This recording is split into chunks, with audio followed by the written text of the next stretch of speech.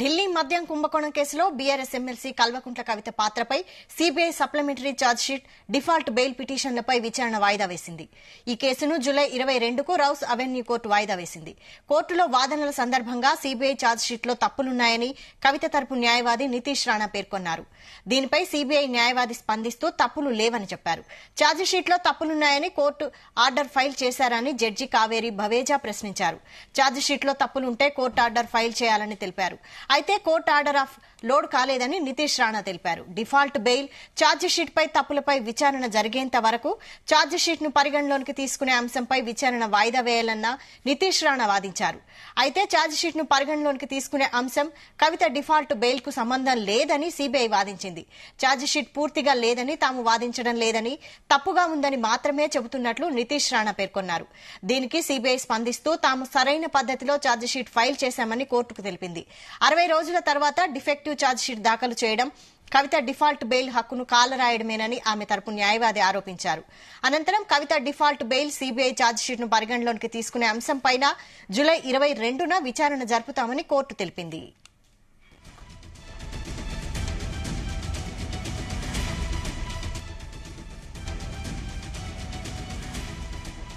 ఢిల్లీ మద్యం కుంభకోణం కేసులో బీఆర్ఎస్ ఎమ్మెల్సీ కల్వకుంట్ల కవిత పాత్రపై CBI supplementary chargesheet, default bail పిటిషన్లపై విచారణ వాయిదా పడింది. ఇక దీనిపై మరిన్ని updates crime bureau chief Raviteja అందిస్తారు. రవితేజ, ఢిల్లీ లిక్కర్ పాలసీ కేసులో సిబిఐ కేసులో బీఆర్ఎస్ ఎమ్మెల్సీ కవిత దాఖలు చేసినటువంటి default bail petition Rouse Avenue court ఈ రోజు విచారణ చేపట్టింది.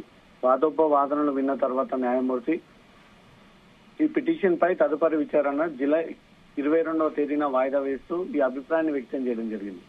ఈ రోజు జరిగినటువంటి వాదనలో అటు కవిత తరపున న్యాయవాది కూడా ఛార్జ్షీట్ దాఖలలో కవిత పాత్ర ఎక్కడ కూడా మెన్షన్ చేయలేదు. కవిత పాత్ర కింగ్ పిన్ అంటూ దర్యాప్తు సంస్థలు పదే పదే కోర్టుకి తెలియజేస్తా ఉన్నాయి. ఇటీవలే దాఖలు చేసినటువంటి ఛార్జ్షీట్ లో ఎక్కడ కూడా కవిత కీలక నిందితురాలని, కీలక కింగ్ పిన్ అని, తనే పూర్తిగా ఈ లిక్కర్ పాలసీని రూపకల్పన చేయబోయింది అంటూ కూడా గతంలో ఆరోపించిన విధంగానే ఈ ఛార్జ్ షీట్ లో, ఈ సప్లిమెంటరీ ఛార్జ్ షీట్ లో ఆ వివరాలు ఏవి కూడా రూపొందించలేకపోయారు దర్యాప్తు సంస్థ అధికారులు. కావాలనే కవితను ఇరికించి కవితపై ఈ కేసులు మోపి ఇదంతా రాజకీయ పరమైనటువంటి కుట్రలో భాగంగా జరుగుతున్నటువంటి అంశాలంటూ కూడా మరోసారి ఈ రోజు కవిత న్యాయవాదులు కోర్టు దృష్టికి రావడం జరిగింది. రెండు వైపుల నుంచి కూడా ధర్మాసనం రెండు వైపు వాదనలు విన్నటువంటి వెంటనే జూలై 22వ తేదీన ఈ డిఫాల్ట్ బెయిల్ పిటిషన్ సంబంధించి విచారణ జరిపి ఆ రోజు నిర్ణయం తీసుకుంటామంటూ కూడా ధర్మాసనం ఈ విషయం తెలియజేయడం జరిగింది. వైశాల్, రైట్. అయితే కవిత తరపు న్యాయవాదితో ఎందుకు కోర్టు ఏకీభవించట్లేదు? కవిత న్యాయవాదులు ఇప్పటికీ ఇది 4వసారి బెయిల్ పిటిషన్ దాఖలు చేయడము. గత 3 సార్లు కూడా వీళ్ళు రకరకాల కారణాలు, సాకులు చూపుతూ బెయిల్ పొందేటువంటి ప్రయత్నం చేసినప్పటికీ కోర్టు అవేవి కూడా సరైనటువంటి కారణాలు కాదు, ఇవన్నీ కేవలం బెయిల్ పొందడానికే వీరు ఈ రకమైనటువంటి కారణాలు చూపుతా ఉన్నారంటూ కూడా దర్యాప్తు సంస్థల తరఫున న్యాయవాదులు ఈ విషయాన్ని కూడా కోర్టుకి తెలియజేస్తూ వస్తా ఉన్నారు. ఈ కేసులో కింగ్ పిన్ గా కవితను భావిస్తా ఉన్నాము. కవితను ఈ టైంలో విచారణ జరుగుతున్నటువంటి క్రమంలో బెయిల్ లభించినట్టే మిగతా నిందితులంతా కూడా అప్రమత్తం అయ్యి మళ్ళీ బెయిల్ పిటిషన్లు దాఖలు చేసి కోర్టు నుంచి వీళ్ళు బెయిల్ పొంది బయటపడేటువంటి అవకాశం ఉంటుంది. దీంట్లో ఇంకా అనేక మంది రాజకీయ నాయకుల యొక్క పాత్ర ఉంది కాబట్టి వాళ్ళ విచారణ అంతా తేలేంత వరకు కవిత పాత్ర పూర్తి స్థాయి వరకు దీంట్లో ఎంత మేరకు కవిత ఇన్వాల్వ్ అనే దానికి సంబంధించి దర్యాప్తు పూర్తయిన తర్వాతనే కవితకు బెయిల్ ఇవ్వాలి. ఈ టైంలో మాత్రం కవితకు బెయిల్ ఇవ్వకూడదు అంటూ కూడా దర్యాప్తు సంస్థలు ఈ వాదనలు వినిపిస్తా ఉన్నారు. దర్యాప్తు సంస్థల తరపున వాదనలు విన్నటువంటి కోర్టు కవిత న్యాయవాదుల యొక్క వాదనలను ఏకీభవించకుండా వాళ్ళు ఇస్తున్నటువంటి ఈ సమాధానాలను కూడా కోర్టు తృప్తి పడకపోవడంతో మాత్రం ఎప్పటికప్పుడు ఆ బెయిల్ పిటిషన్ తిరస్కరించుకుంటూ వస్తూ ఉంటుంది. ఇప్పుడు డిఫాల్ట్ బెయిల్ పైన, సప్లిమెంటరీ ఛార్జ్ షీట్ పైన ఈ వాదనలు విన్నటువంటి కోర్టు ఈ రోజు రెండు వైపుల నుంచి విన్నటువంటి వెంటనే ధర్మాసనం దీనిపై నిర్ణయం తీసుకుంటామంటూ కూడా ఆదేశాలు ఇవ్వడం జరిగింది. అయితే కేజ్రీవాల్ కి బెయిల్ ఇచ్చిన కోర్టు కవిత విషయంలో ఎందుకు ఇంత కఠినంగా వ్యవహరిస్తోంది? ఒకే కేసులో ఇద్దరు వ్యక్తులకు విడివిడిగా వీరిపైన అభియోగాలు, ఆరోపణలు మోపడం జరిగింది. కేజ్రీవాల్ అధికార పార్టీకి చెందినటువంటి ముఖ్యమంత్రి. దేశవ్యాప్తంగా ఈ పాలసీల్ని ఇనాగ్రేట్ చేయడము, దేశవ్యాప్తంగా దీన్ని అమలు చేసేటువంటి ప్రయత్నం చేశారు. ఎందుకంటే ఢిల్లీ కేంద్రంగానే దేశవ్యాప్తంగా ఈ పాలసీ ఎప్పటికప్పుడు రూపకల్పన జరుగుతుంది కాబట్టి. కవిత చేసినటువంటి ఈ liquor policy case, Arvind Kejriwal involve అయినటువంటి ఈ కేసులో ఇద్దరిపై విడివిడిగా ఆరోపణలు అభియోగాలు మోపుతూ డిఫరెంట్ సెక్షన్స్ వీరిపైన నమోదు చేస్తూ వీళ్ళు కోర్టులో ప్రొడ్యూస్ చేయడం జరిగింది.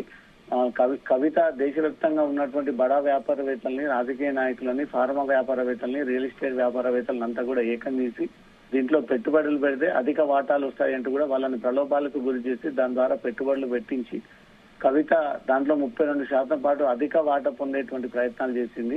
ఇది కుట్రకోణంలో భాగంగానే కవిత దేశ ఆర్థిక వ్యవస్థను కుల్లగొట్టేటువంటి ప్రయత్నం చేసింది.